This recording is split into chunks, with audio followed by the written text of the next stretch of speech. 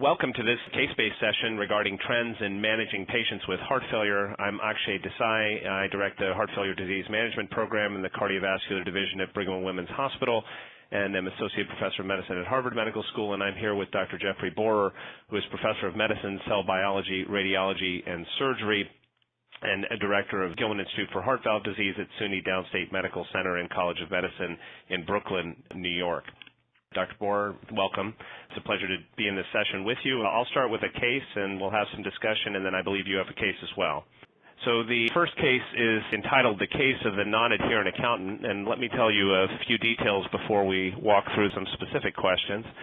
This is a 61-year-old man with a 2-year history of heart failure and reduced ejection fraction who's being seen in the clinic for a routine follow-up visit.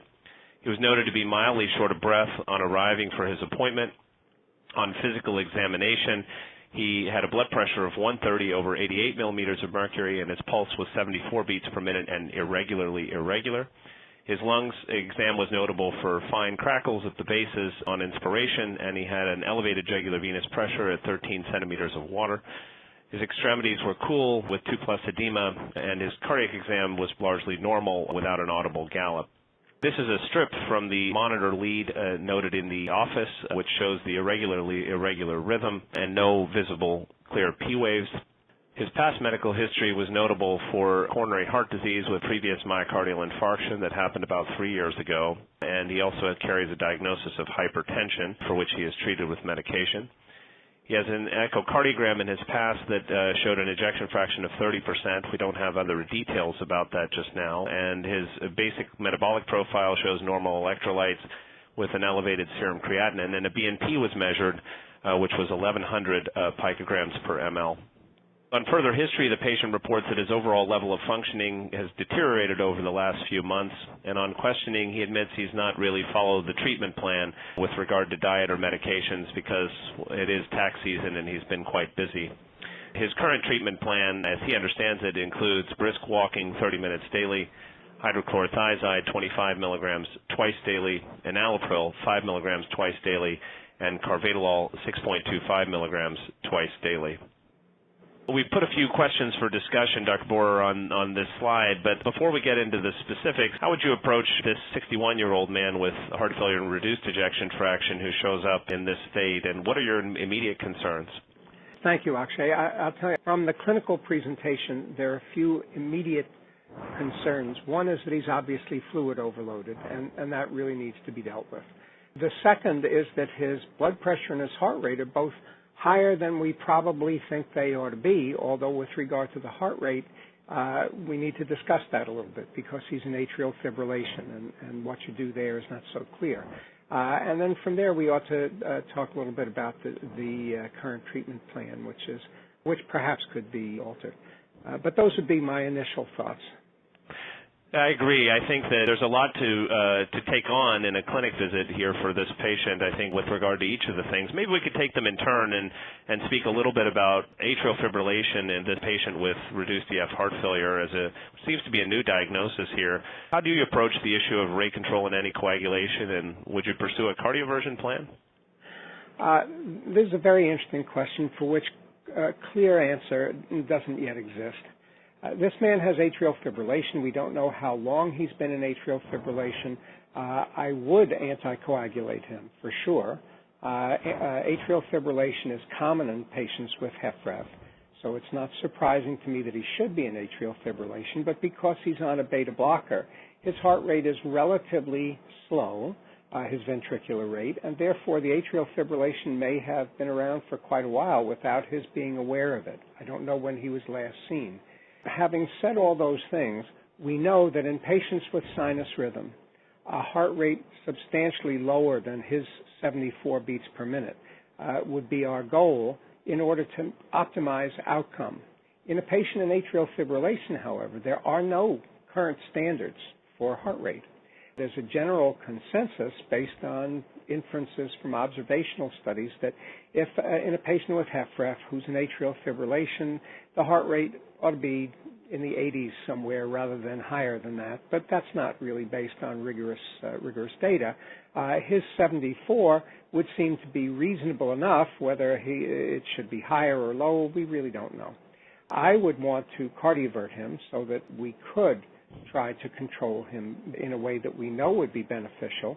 So first he would need to be anticoagulated, then at some appropriate time he could be cardioverted. He might or might not be treated with amiodarone to prevent recurrence, but that's a separate decision that we'd need to know more about the patient in order to be able to make. This is a situation that occurs not infrequently in patients with HFrEF, that is atrial fibrillation, and no clear indication of what we should do about heart rate.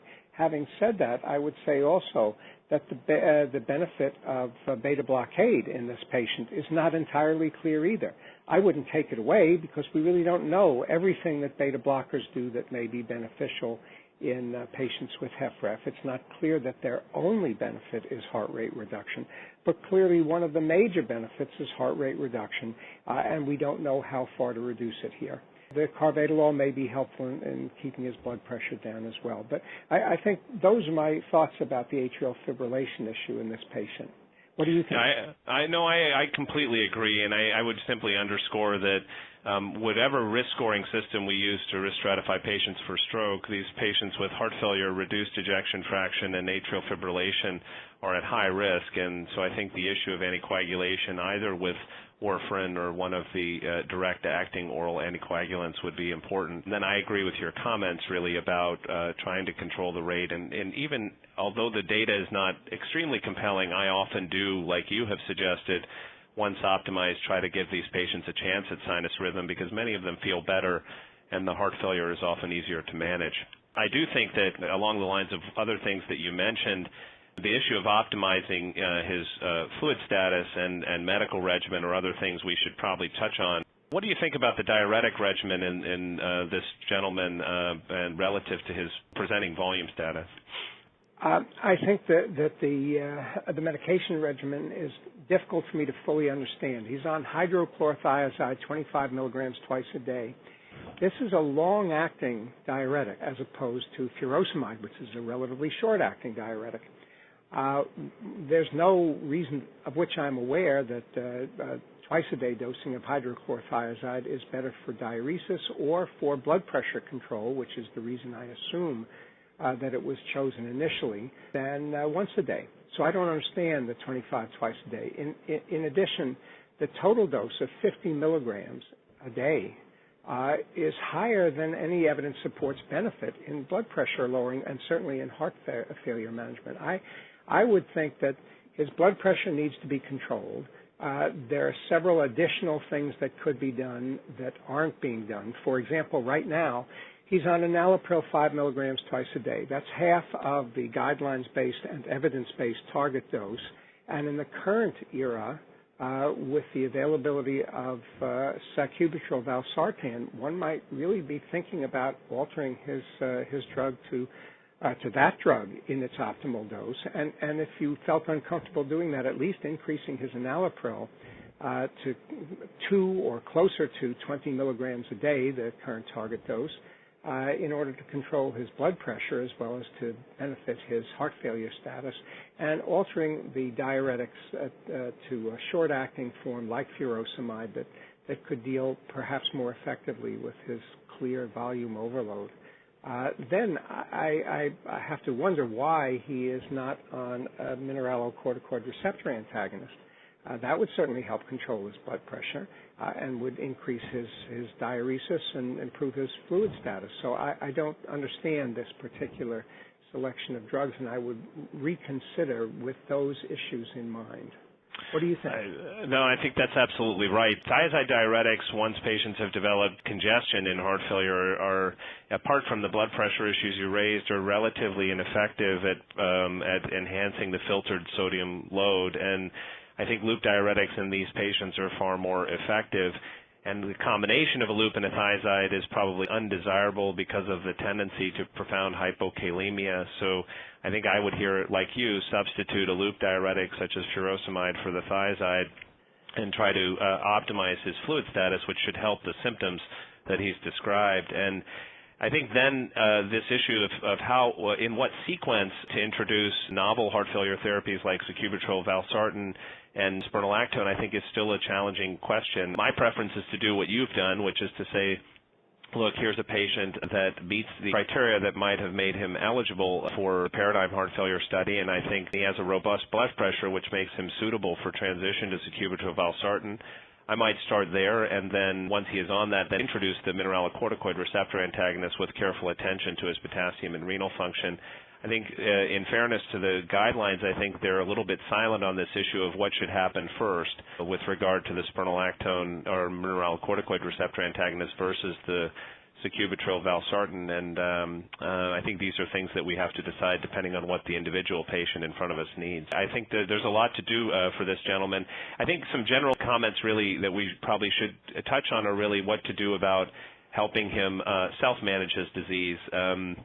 I think he's clearly not been terribly engaged in his own self-care. Are there any general messages that you provide to your heart failure patients in clinic about how to take care of themselves a little better? Yes, actually.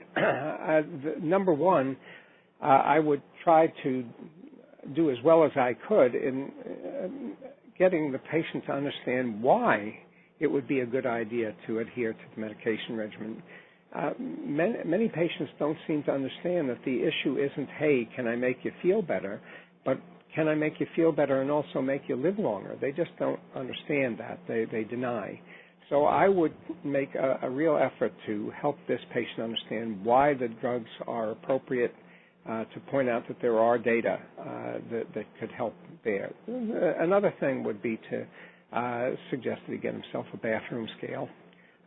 This man didn't become fluid overloaded yesterday, and if in fact he had been watching his weight, he might have notified somebody a little bit earlier and maybe felt a little bit better.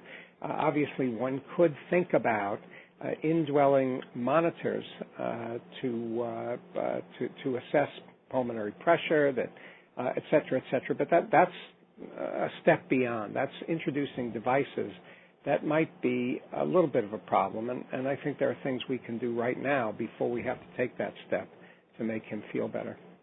Yeah, so I think that's a nice place to kind of round out with this case, but I think that equally important to the sort of medical adjustments are really the lifestyle adjustments. And I think taking the medications on a regular schedule, developing an exercise regimen to maintain weight and general function, and then I think also the careful attention to self-monitoring that you mentioned are key messages for this patient, as well as perhaps some modifications in diet that we didn't have time to touch on in detail to make sure that there isn't excessive sodium intake that might be promoting volume overload, although aggressive sodium restriction is still a topic of some controversy in heart failure management. So I think that this has been a nice discussion. Any closing comments really about other comorbidities we might attend to or look into, or other assessments we ought to be thinking about in this patient?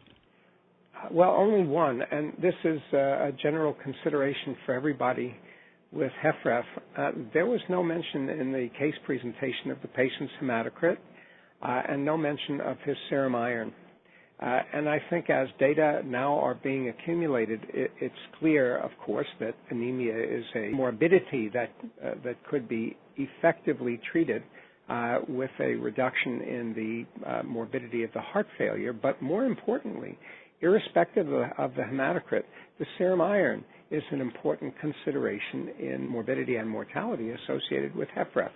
So I would have liked to have seen those things, and then we could have determined what we wanted to do. But that's a big discussion, and perhaps we ought to leave that for another time. Great points, and I think the only final thought I had was that there is this history of myocardial infarction in the background, and although there are plenty of reasons that this particular gentleman might be decompensated, maybe at some point a reassessment of his ischemic burden might be worthwhile, although perhaps less urgent than some of the other things that we've discussed in the absence of clear crescendo anginal symptoms. So I think that's a great discussion. Thanks very much, and maybe I'll hand it over to you and we can walk through your case. Okay, thank you very much, Akshay. The next case is entitled The Case of the Elderly Professor. This is a 74-year-old man seen urgently by his primary physician because of increasing difficulty with his activities of daily living. He's noticeably short of breath and in some distress. He has a history of type 2 diabetes and dyslipidemia of approximately 19 years duration. He's been hypertensive for 16 years and has been treated for it. He has chronic kidney disease that's been apparent for 3 years, and he's in stage 3, so it's moderate, it's not severe. His physical examination shows that he is hypertensive, that his heart rate is 74 beats per minute, which is higher than we might like it to be, that he's very heavy. His body mass index is 34.6 kilograms per meter square, and that he's clearly fluid overloaded with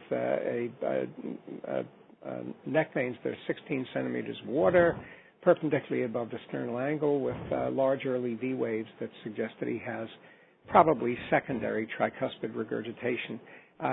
He has RALs in his lungs and bilateral pedal edema, so he's fluid overloaded. Here again, we have a man taking hydrochlorothiazide 50 milligrams a day, lisinopril 20 milligrams a day, amlodipine 10 milligrams a day, insulin, simvastatin, and aspirin. His ECG shows normal sinus rhythm with a heart rate of 74. His echo shows what's called a mildly enlarged left ventricle with an ejection fraction of 35%. He's got a hemoglobin A1C of 7.9 and a GFR of 48 milliliters per minute per meter square per 1.73 meters square with microalbuminuria. So again, this is moderate. It's not severe renal disease. His serum creatinine is 1.8 and BUN 33, and his potassium is 4.8, which is fine. So we might want to think about what jumps out at us here as being appropriate for reconsideration. What do you think, Akshay? As with the previous case, I think there's a lot of room for adjustment in his therapy. And I think that off the bat, this is a symptomatic patient with type 2 diabetes and hypertension who has heart failure with reduced ejection fraction. We're not told whether this is a new diagnosis or whether this is kind of a chronic diagnosis. Clearly, there is evidence of decompensated heart failure with elevated filling pressures and peripheral edema, as well as residual hypertension and tachycardia here in sinus rhythm. The patient is obese and is on a medical regimen that is missing several key medicines that would be appropriate for reducing morbidity and mortality in patients with heart failure and reduced ejection fraction. So I think that there is need here for decongestion. There's need for attention to the blood pressure. There's need for attention to the medical regimen. There is also potentially a need to consider alteration in therapy for diabetes. So we could address any or all of those things as we talk through this. All those things are very important. I think the one glaring omission from this man's medical regimen is a beta blocker. His heart rate is 74 beats per minute. We know that there is an inflection point in the curve relating heart rate to adverse outcomes. That's mortality and hospitalizations for heart failure at heart rate of 70. So 74 is higher than we'd like it to be, and he's not on a beta blocker.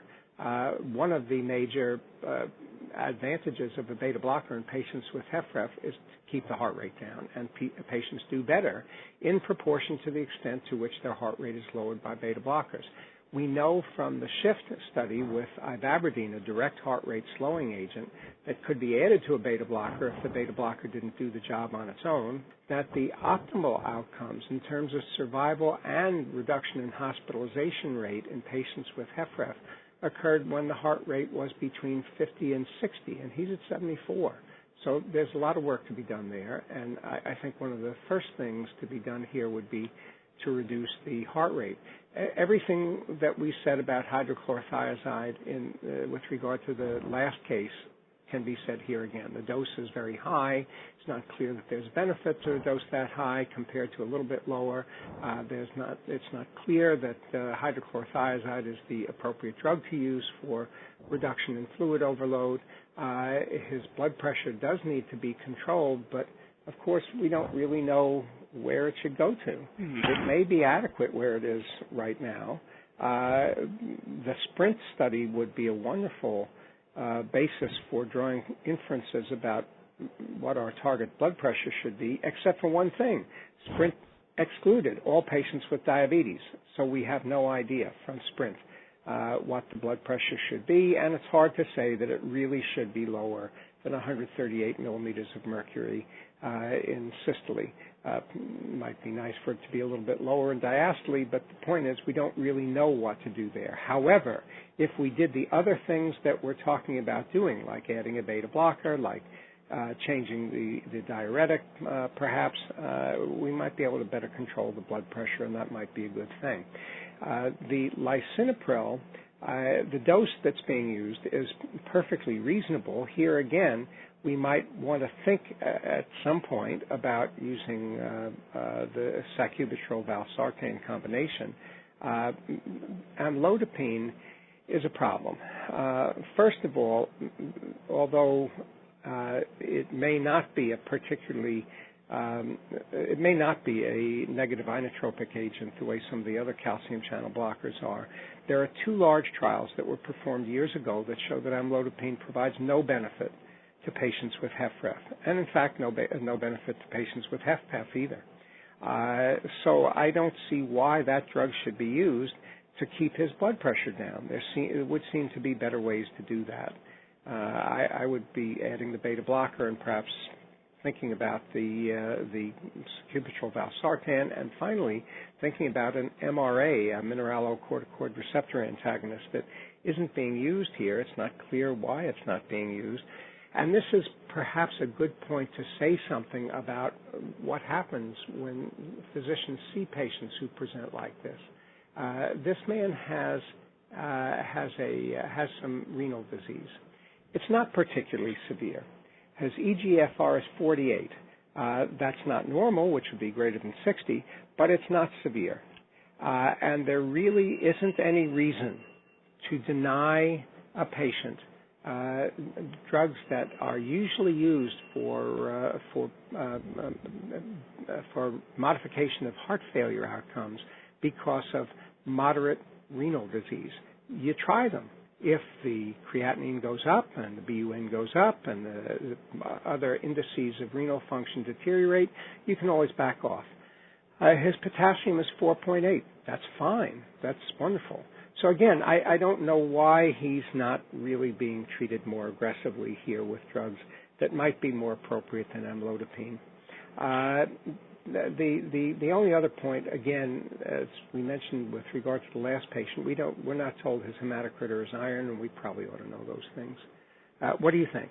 Yeah, I think this is an increasingly important intersection. I think we know that patients with heart failure and renal disease, above and beyond the presence of diabetes, are at especially high risk for adverse events. And because they're at higher risk for adverse events and heart failure progression, there is the potential for incremental absolute benefit from addition of appropriate medical therapies. And I would reemphasize that this degree of renal insufficiency should not deter institution of appropriate medical therapy as directed by the guidelines, including the addition of a mineralocorticoid receptor antagonist.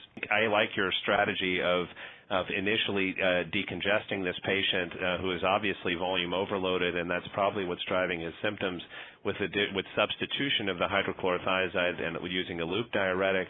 I think that the beta blocker is an important omission here and needs to be introduced both to lower heart rate and improve clinical outcomes.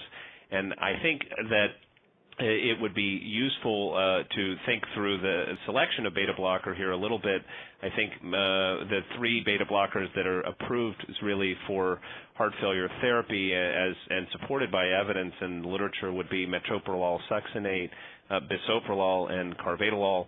I think this is a circumstance because of some of the interesting insulin sensitizing effects that carvedilol might have where I might lean on carvedilol, although any of them is a reasonable selection, and I think the target rates that you've identified are precisely correct. And then I think this issue of getting both sacubitril/valsartan and a mineralocorticoid receptor antagonist on board, I think is important.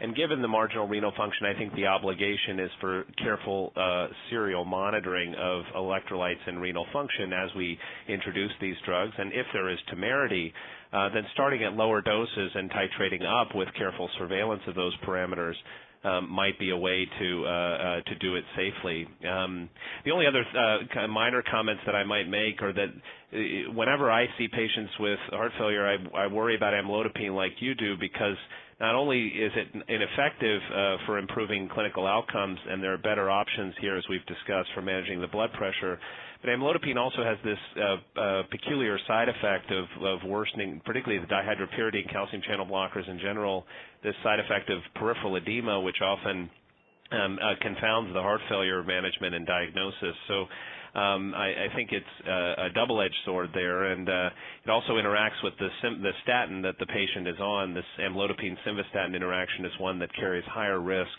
for rhabdomyolysis, and indeed it might be that this patient would benefit from a higher intensity statin based on his diabetes. And so I think those are things to consider. And the one final issue that we really haven't touched on just yet is that there is an evolving interest, I think, in the intersection between diabetes and heart failure, particularly around recent data with SGLT2 inhibitors like empagliflozin, which in non-heart failure populations have been shown to